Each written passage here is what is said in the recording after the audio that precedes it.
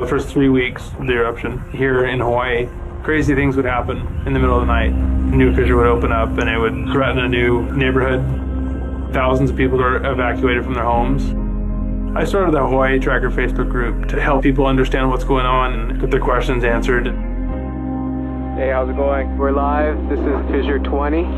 We had hundreds of people all throughout the neighborhoods sending in videos, articles, and images. We spend a lot of time making sure the accurate information gets out. This is live. There's still lava moving. They weren't just sharing a story, they were helping their neighbor. If a family was being evacuated, the group would just jump in and help out. So it was huge. They were watching out for each other. Hello everybody, thank you for coming. Thank you for the support from everybody. As we go through this, we're growing closer together as a community. When tragedies like this strike, you really realize how much you need each other.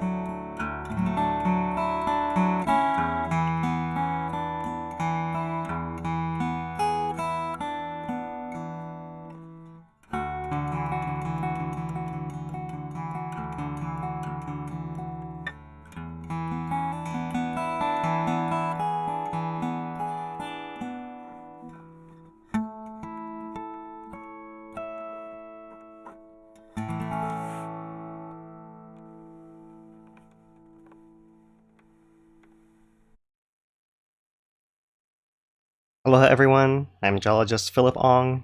I'm here with Mr. Dane DuPont, HawaiiTracker.com, bringing you guys another Kīlauea volcano update. Today on the second day of March 2021, our first March update. This is now the 72nd day of this ongoing Kīlauea summit eruption, which began December 20th, 2020. And today I'm showing you guys, starting off here, a thermal time-lapse compilation from the last 2 weeks. And so we'll talk about what the last 2 weeks have been like, and it's been pretty stable on Kīlauea volcano. Minor changes only. You maybe can see a little bit of the lava lake receding a little bit, but it's largely confined to that western part. So we'll talk about that. We'll talk about monitoring signals. We will, at the end, after we take some questions, we will then do a little bit of a fun exercise with the size comparisons of things here, and I have some SketchUps of airplanes and cruise ships to show you guys how they compared to the size of the lava lake and the island and that kind of thing here. So we'll get to that at the end here. But we'll start off with the thermal imagery and the most recent images from the USGS. In the meantime, feel free to put your questions in the chat. Dane will collect the questions in the chat and answer your questions there if you can, and pass them along for our live stream, as well as make sure our streams are running without issues here. So mahalo, Dane.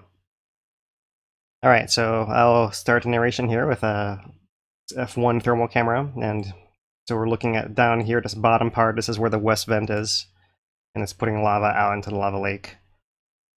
In this direction, kind of flowing that way. It's kind of flowing off this way. You can see some of these darker spots of the cooler bits of rock. They're like little islands that are floating around.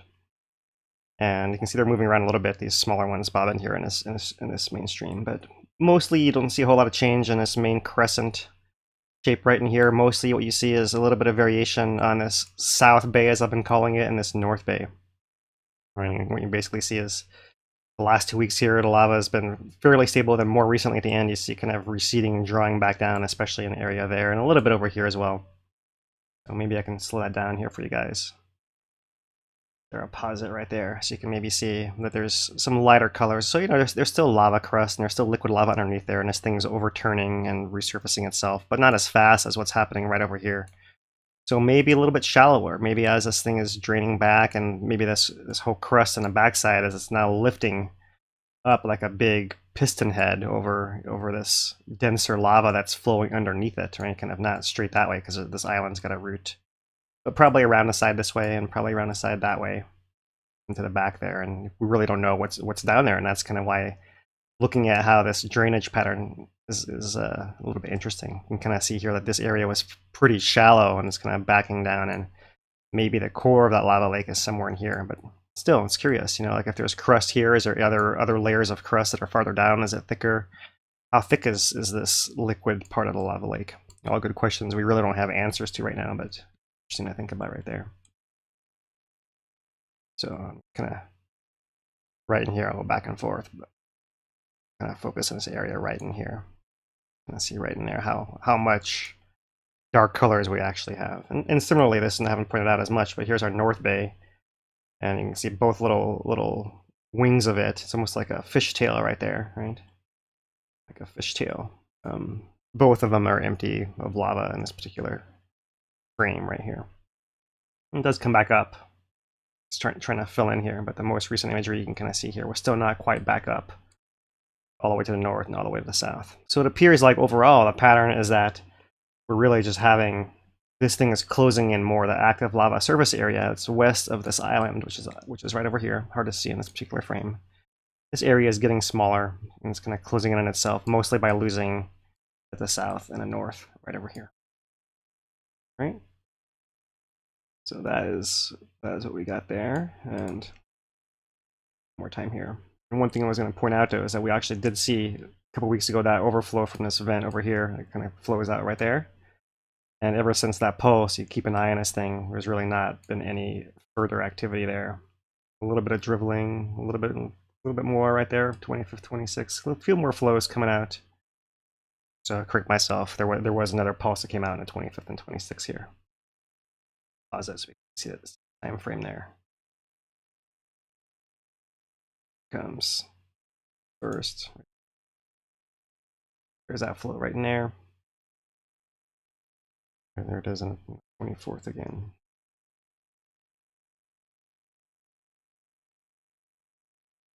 Maybe that's the same one, but yeah, that's not a whole lot of action over here. It's not like it's really pouring out. The vent hasn't changed apart from that little pulsing you saw right there.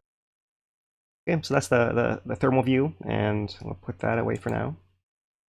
And bring you guys here to this most recent visible image put out by the USGS. So this is, I'm going to say February 26th. Let me go back here. February 26th on Kīlauea. And they say view looking to the east. They do say at the base of the west vent, lava was effusing at the lake level. There was no spatter or other activity from the top of the west vent cone.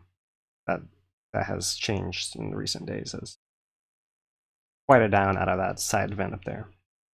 So here's our visible imagery. Here's our South Bay, and here's our North Bay. And we can zoom in and get a little bit better view of these areas. So let's do that so you guys can see a little bit better here what we're talking about. Right, so there's that view of that South Bay. You kind of see a couple little ledges. There's one right there, pretty obvious one. So as the lava level is dropping, this right here is a little peninsula that we were keeping an eye on through the thermal images for a while there. Carved in, and it looks like it's almost undercut right in there if we look. A big shadow, right? Like the lava's, the crust is growing out along the surface there, and then it kind of slopes inwards back that way. And interesting little features. You see some glow right in there. Look, there's almost a secondary little ledge right in here, right, kind of right in there. So we have kind of this upper terrace up in here, separated, like so a higher level here, stepping down, and then stepping down again. So a couple of different terraces of lava levels. And I see this is the more closed in version of it. What we were just looking at recently with the lava draining back, that was in this area right over here. Right in here. There and through here too. So it may be that this area may be the next one that drains out if it becomes shallower. Lava focuses in a smaller area and instead crusts over more so, which might be the case if we start seeing the trend of less gas persist and presumably less lava coming out, and it's possibly slightly cooler as well, although really it's still lava, right? All right, so that's the South Bay. You can kind of scroll across. You see these look like areas of big flows, these long red streaks, right? That's kind of a whole active moving lobe of lava and moving together as like a channel almost, right? That's like the surface of the lake right there. There are other areas where you might see more of what looks like crustal foundering, like this, where you see little pieces of the crust breaking apart and starting to turn over. You're getting both kind of action in there, right? So a little bit more of that foundering happening over here, it looks like maybe, and some clear flow coming off on this side, around that way. Over here this way, like that as well. Right? And then rolling around here to our North Bay. See that similar kind of terracing, right? There's that bigger cliff up here, and a lower recessed area right over here. It's our new lake margin right in there.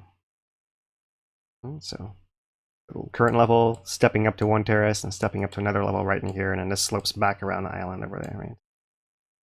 So back side of our island, and so now our little land bridge seems to be a permanent feature now after having emerged, gotten flooded, and then re-emerged here again. Still steaming quite a bit, that's not changed. And you guys will see how big this island actually is here later in our broadcast here. What else can we see over here? There's some areas you see some rock falls down on the crust for you guys, but little kind of speckled stuff here. You can see that's over there.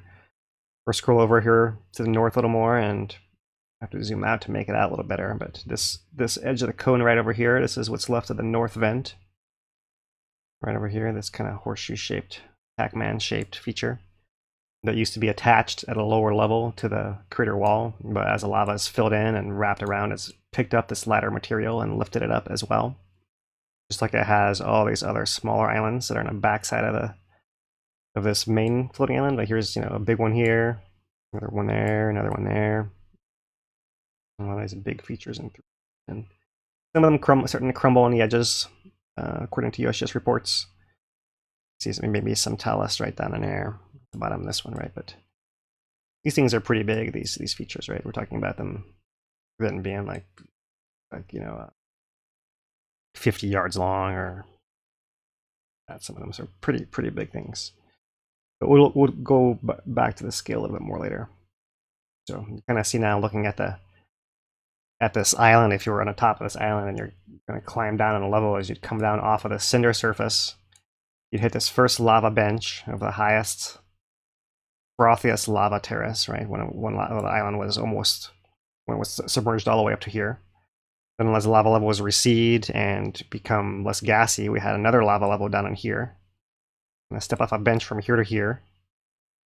You can walk across, step off a bench from here to here.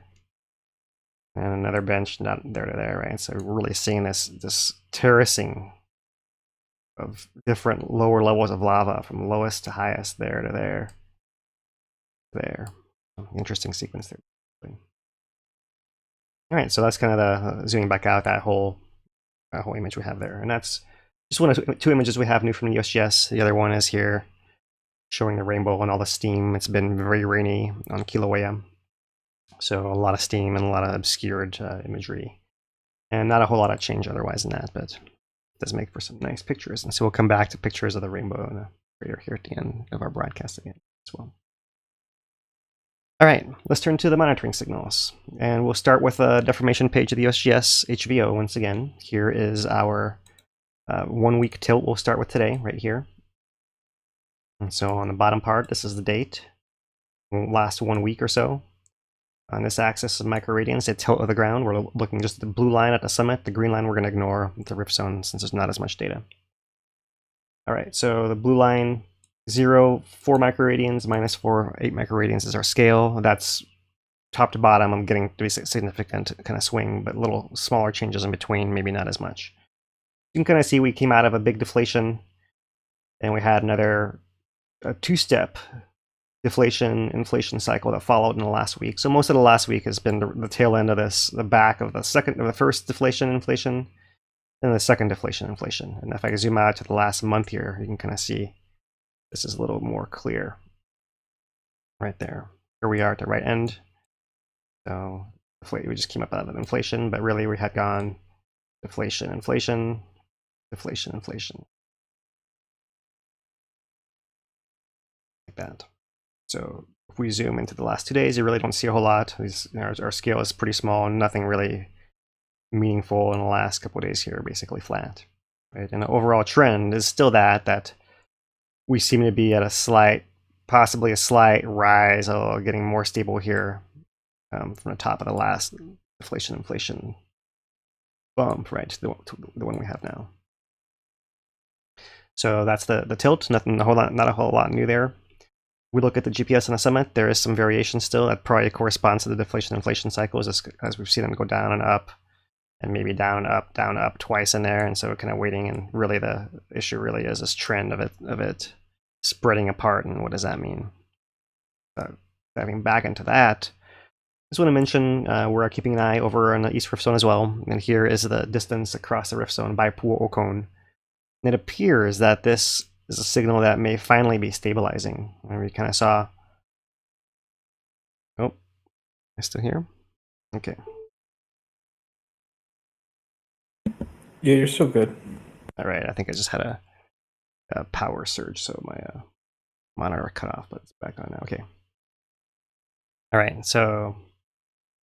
what I was going to say is here back in June, we had the Pu'o'o signal starting to spread the rift zone apart.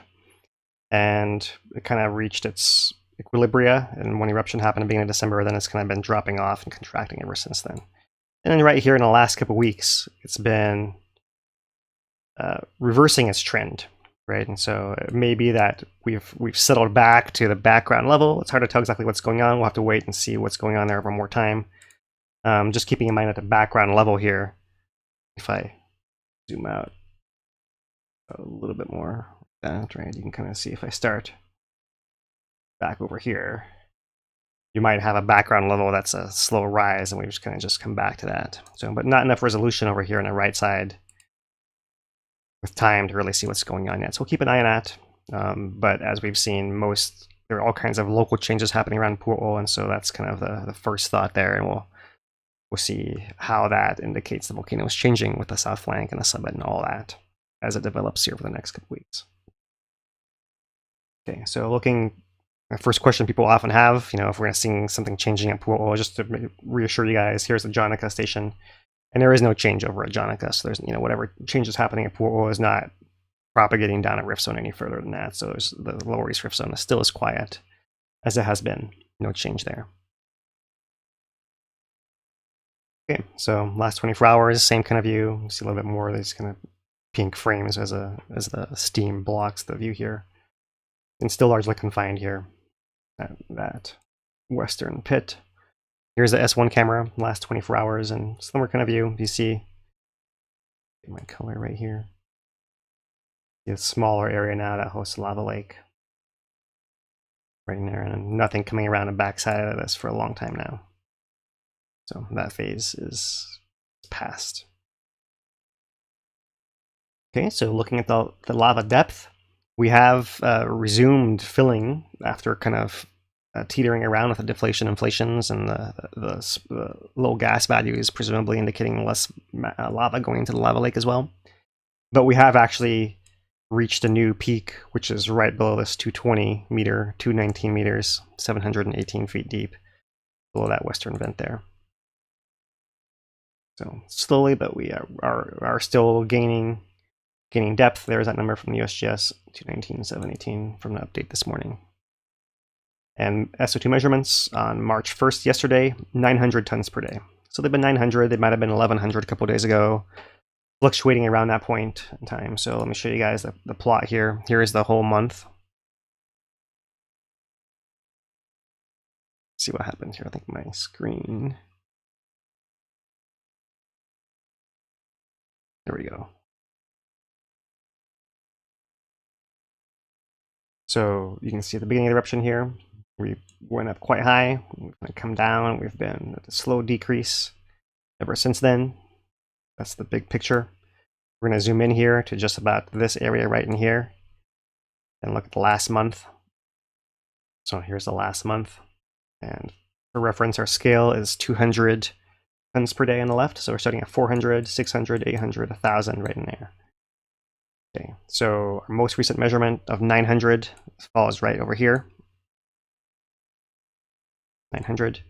You can kind of see that this is more or less in the middle, right? You can kind of see it earlier on it was on the higher side, recently more on the lower side. It's been fluctuating somewhere around that 900, you know, with value up and down a little bit. And this is kind of all zoomed into this zone where it's all really close to zero compared to where we were couple months ago, and especially the beginning of the eruption right there.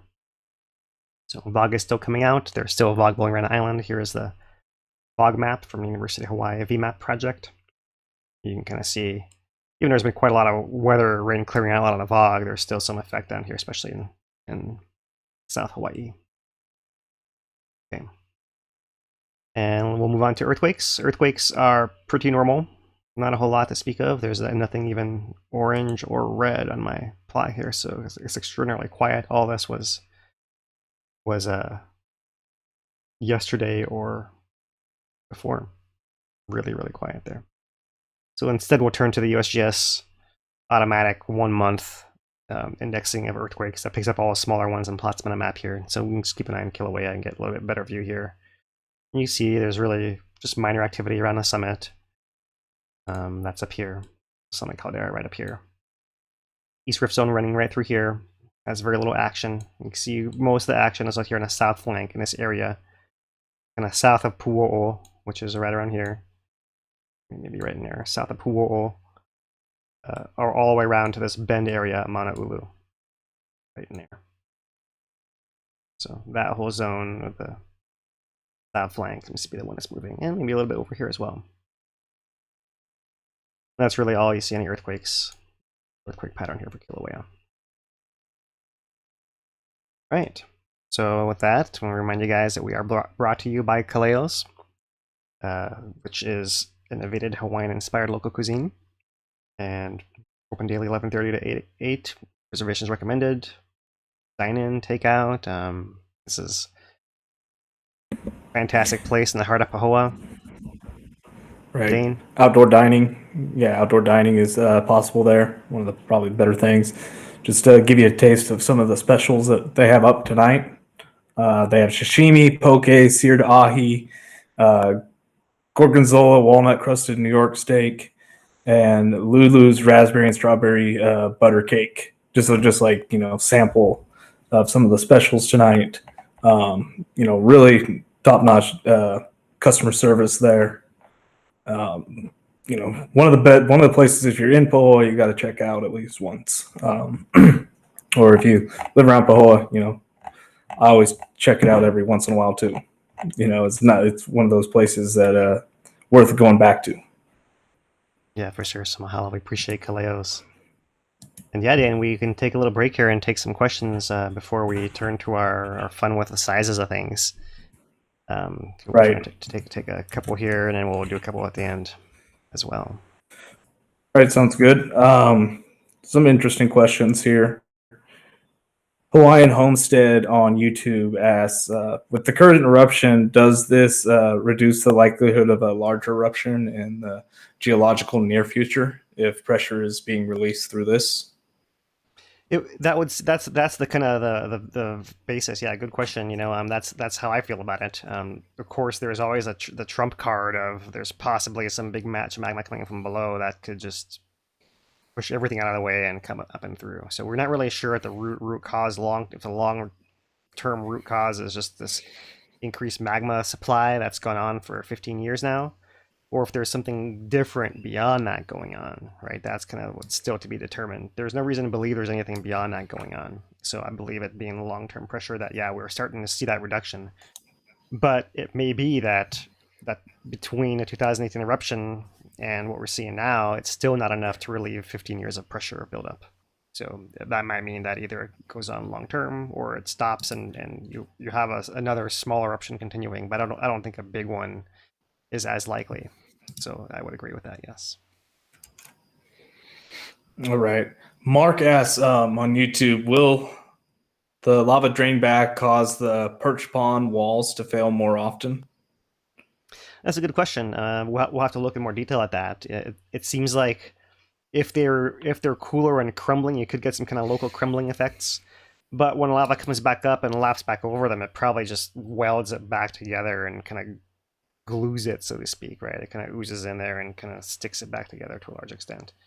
So I'm not sure that the walls themselves are that much less stable, right? I think what's interesting is the walls, especially in those north and south bays towards that other eastern crust, those are essentially building higher levees now than they were before because of this effect. And now that you have that crust kind of rising up, you may actually be able to dynamically keep raising the lava lake level and still have it closing in at the same time and the crust lifting up. That's kind of the weird balance right in there. That's kind of hard to really grasp. Right. Yep. So Chuck Smith asks, pointing at your thermal time lapse that you were showing, on the thermal time lapse, the flashes around the edges of the lava lake opposite side from the west vent, is that lava pushing up from underneath the crust, or is lava made its way from the west vent on top and flowed around the edge all the way over there? It is pushing from below. Great question. Pushing from below. We're not sure exactly if it's like the pressure that's like popping open the crack, or if the crack is opening more passively because the whole lid is rising. Seems more likely. In any case, you are having lava feeding in underneath this crust in some manner, and then when the crust is lifting up, then whatever is over there is able to lift up and fill those gaps kind of independently in different areas. Yeah, exactly.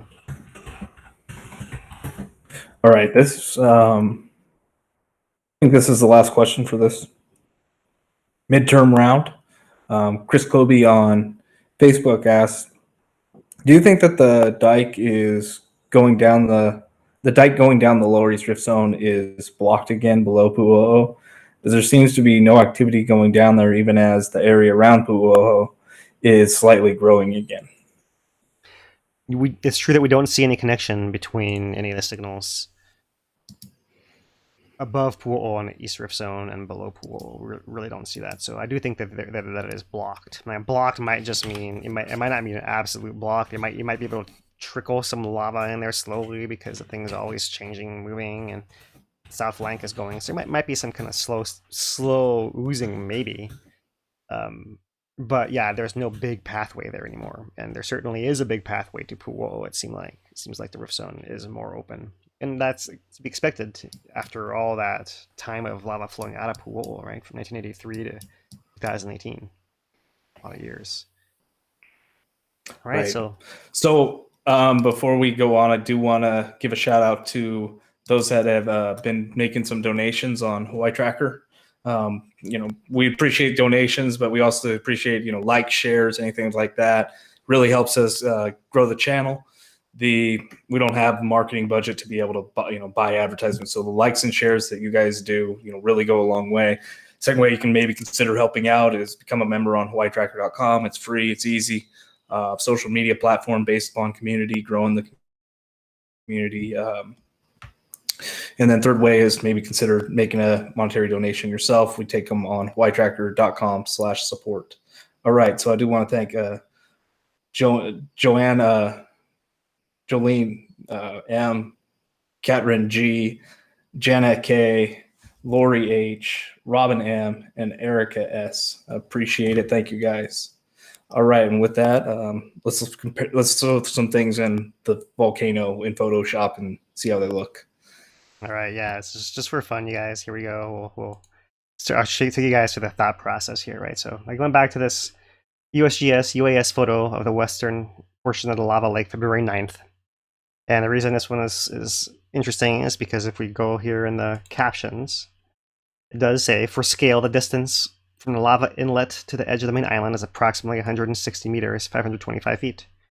So that's telling us, if we look up here, it's between the edge of the island and a lava inlet, 160 meters, right there to there, right? So we started thinking, well, how far is 160 meters? What can we put in there to actually compare it against?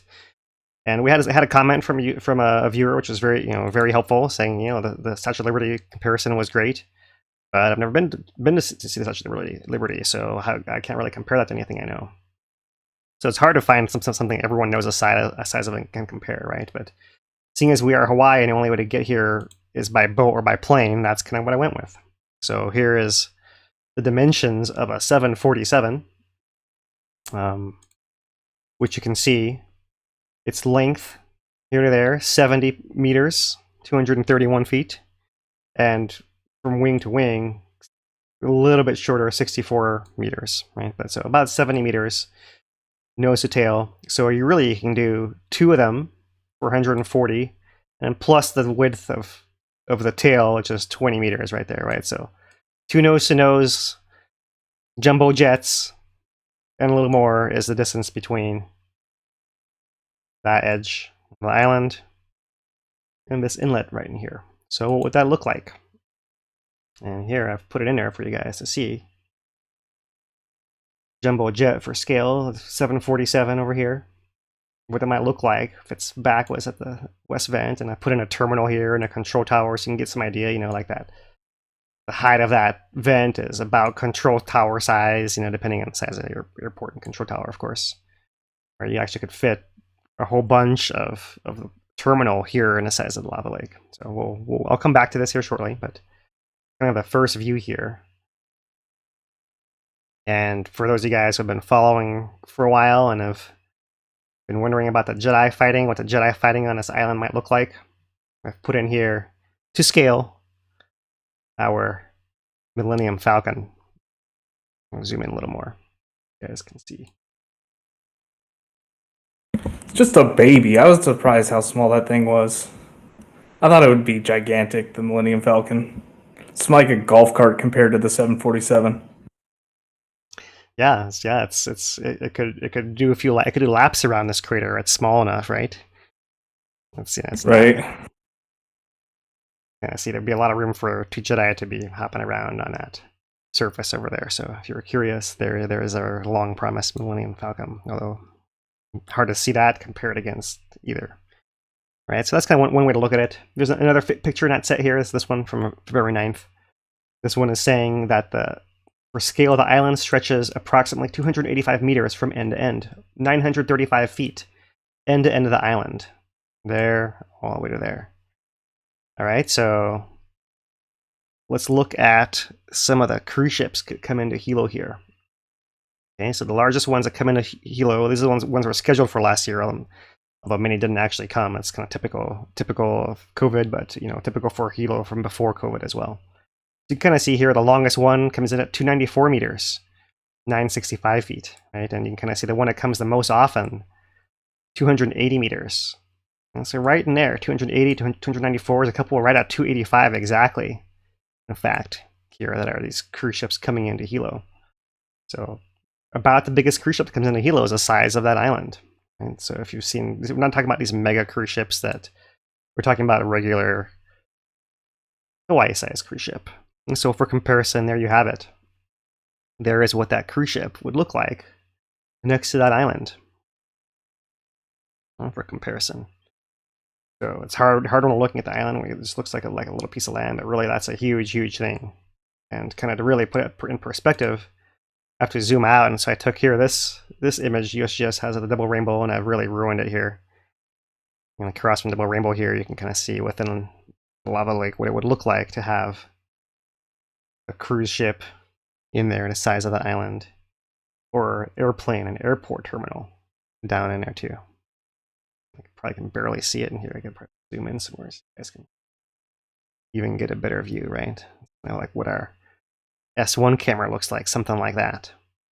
And you kind of see all those big ripples in the lava surface, and they're all going around and flowing this way and that way.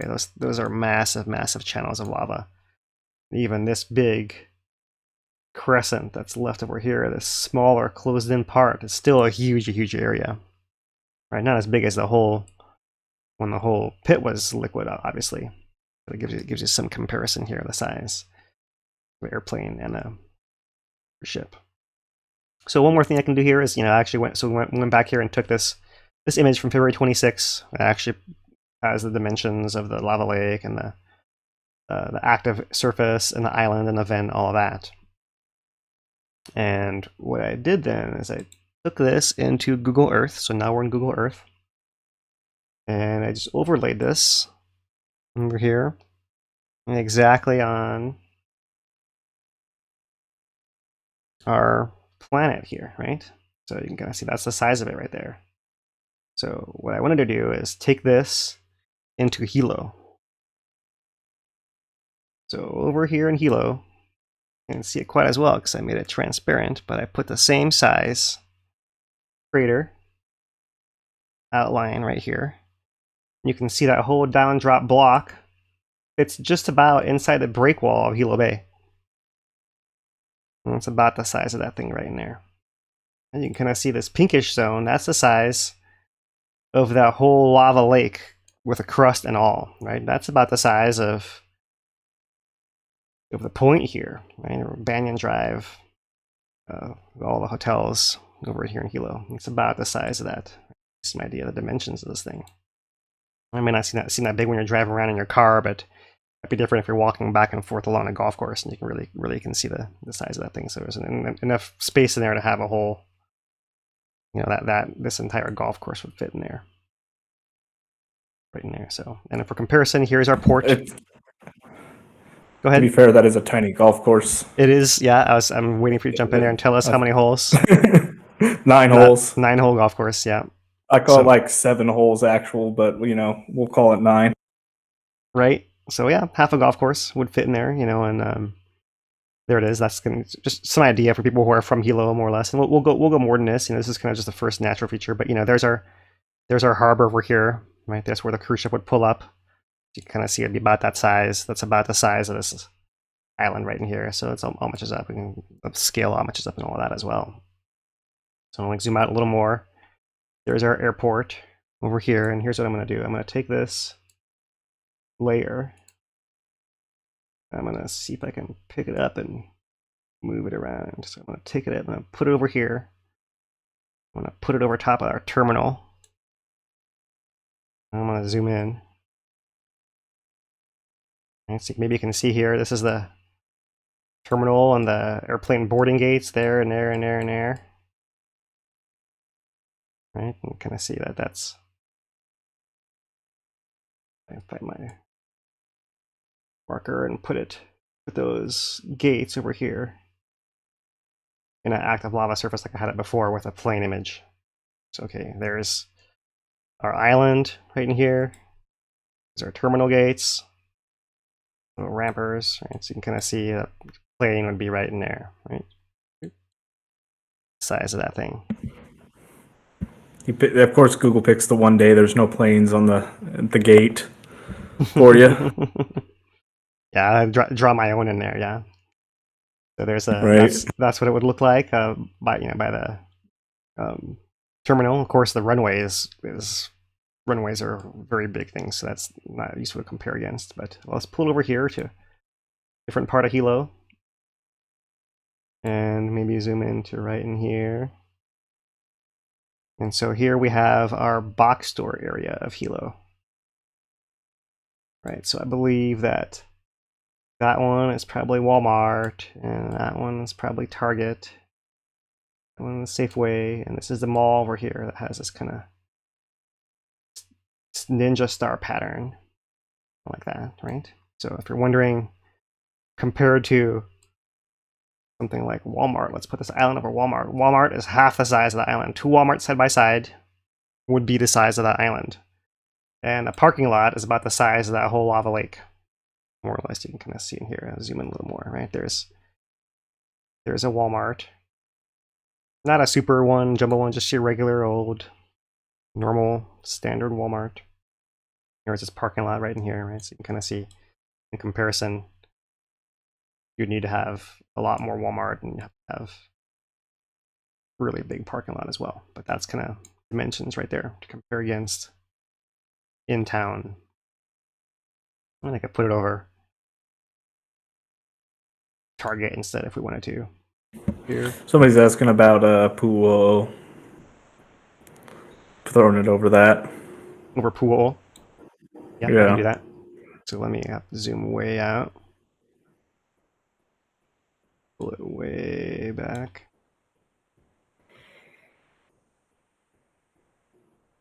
Take it to Pool.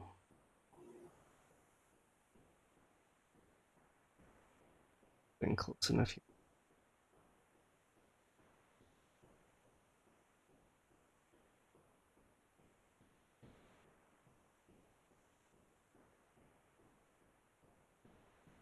Alright, so maybe I'll play with the opacity. Alright, there's Pu'u'o. And there's the new Halemaʻumaʻu complex. Can I see that the size of Pu'u'o crater itself was about the size, a little bit bigger than that lake of water was in there. It was a little bit bigger than 2008 and 18 lava lake, but it's smaller than the maximum extent of this lava lake now, right? If we compare that just to the red part, and maybe we'll cut off this North Bay and South Bays. Right? That's not that different in size from Pu'u'o crater right in there, so that might be the dynamic level of stability of it there. So We have a $10 super chat from Hawaiian Homestead on YouTube. Just says thank you. Appreciate it. Mahalo. And yeah, so that's our size. That's our size game here. We can take this and put it anywhere you want in the world at this point in time, and you know, I guess we could take some requests, but that's really what I have extra for you guys to show you guys a little bit more of the size of this thing compared to some features you might see in, you know, around your own town or, you know, the bay, or, you know, everyone who comes here nowadays is coming by airplane or by ship, although not all that kind of ship, of course, to be fair, you know. But there you have it. That's what it would look like. Definitely interesting to see that comparison on the map. Just drag it around and see what it looks like compared to things, but it definitely adds a little bit of context. So yeah, we have some user photographs that we can share here, but we'll take maybe one last round of questions before we do that and sign off. All right. So we do have one more donation came through from Chris S on hawaiitracker.com/support. Appreciate that. We do have one question that asks what the latest word is in naming Fissure 8. And Philip, do you have any strong preference on the new Hawaiian name?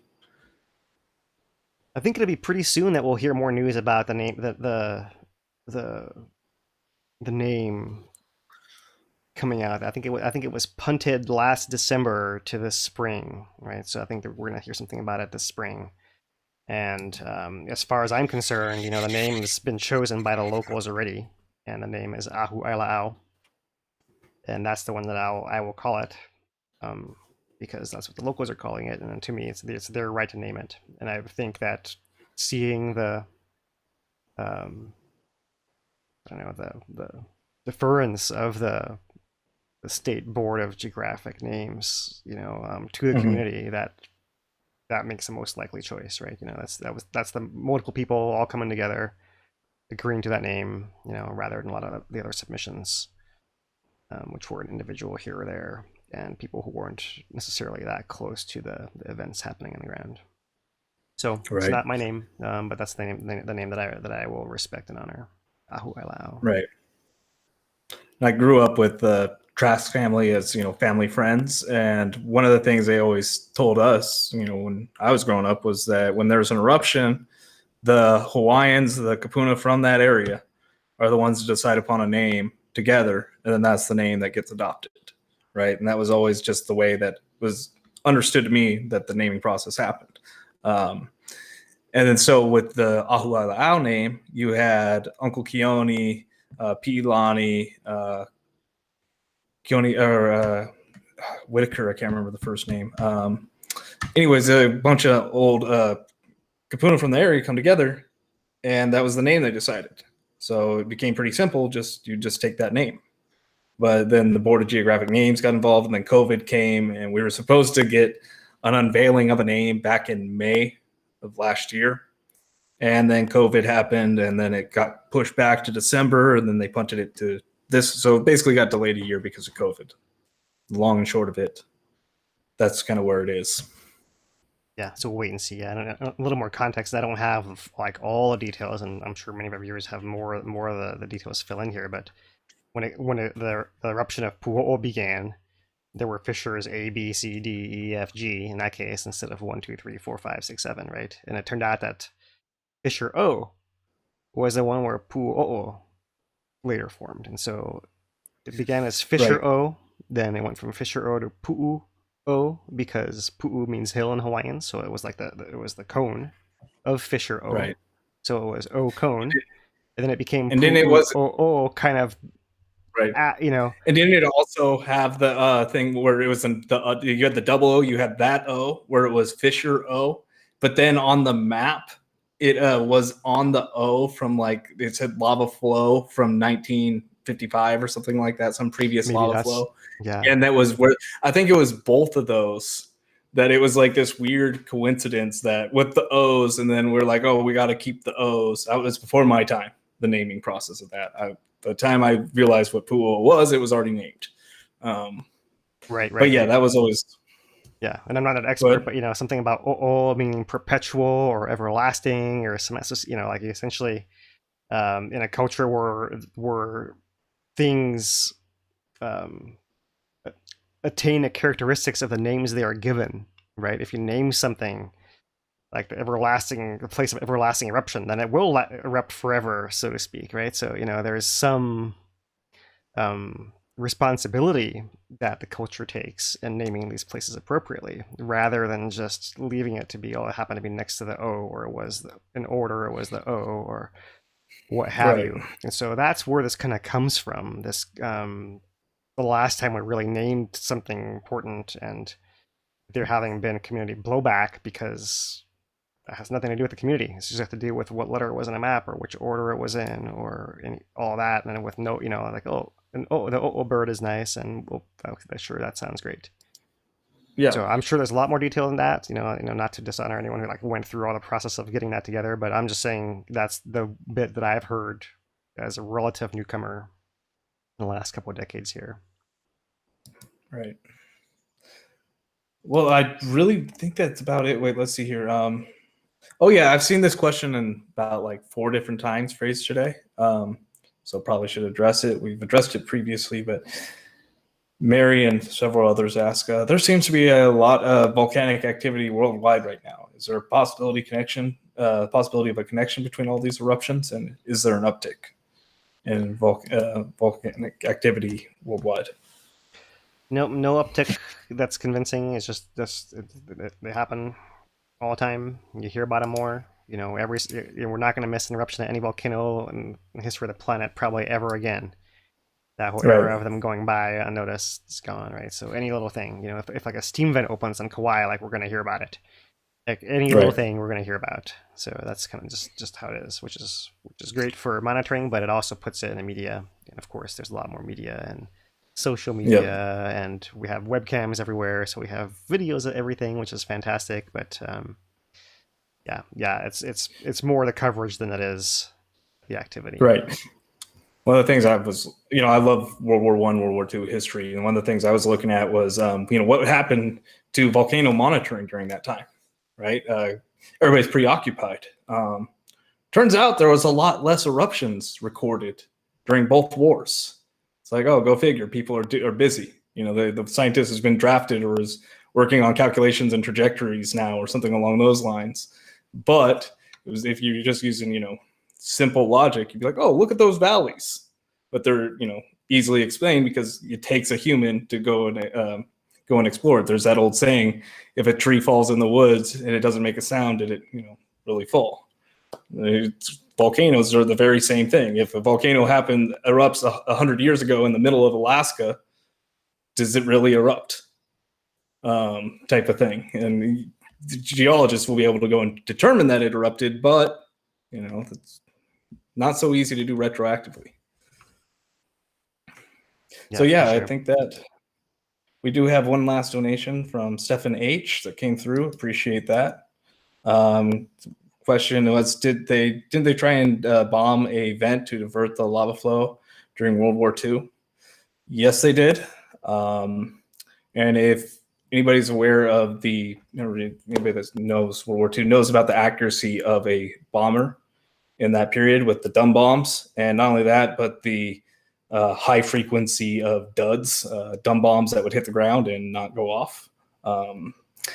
So yeah, the funny thing about that one was that the military and Dr. Jagger claimed it a resounding success because the eruption ended not long afterwards, and the town was saved. But most people analyzing it now don't agree with that it was a successful bomb run. I've seen that, I went through it myself, and some of the claims that were coming out were just laughable if you knew the technology that they were working with and the limitations, right? And also the need for a victory during that time period, even if it was, versus a volcano and completely BS. There was that push as well. So yeah, you have anything in comment on the bombing of Mauna Loa? I got a picture up here of May 1st, 1942, view of this bomb going off right here, right next to the vent. This river of lava coming out, but you can kind of see, there was that. And we wrote an article when it was rediscovered, one of these bombs sticking out of the lava, or lava tube cave. It was, what was that, 6 months ago? Or so maybe now? 6-9 months ago, we had an article about that, and yeah, they're out there. It's fascinating. Lava diversion as a whole, as a whole, is a bigger topic for a different day, but it's that did happen for sure. There's evidence right here. If we do talk about lava diversion, it's not going to be using jets and explosives dropped from them. It makes no sense to do it that way. Yeah. But, you wanted to show off the air power back in the 1935, 1942 era. It really is interesting to know that they tried that. Yeah, and that they didn't publicize the eruption of the volcano because of the fear that the Japanese would use it as a beacon to find the island when there were blackouts otherwise in effect. Yeah, fascinating stuff. Right.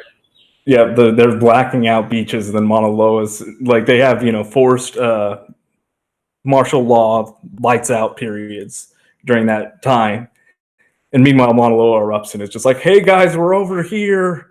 It's like, okay, never mind, just turn back on the lights, forget about it. Fascinating. Yeah, some historical connections there. Well, mahalo everybody, mahalo for the questions, mahalo for joining our update today. We will be back with you guys on Friday. We'll bring you guys updates from the week and see what this volcano is doing here, whether it keeps its kind of slow chugging output of lava and it's filling in that western vent, or at some point something will change, right? That's kind of the game with volcanoes. It's kind of all happening in slow motion. So here we are in slow motion following along, and it's about to change, it's about to change, it's about to change, and it's about to change, and it's still about to change, and it is changing, but it's changing so slowly that we gotta replay the whole last month and fast forward in 5 seconds to really see what happened.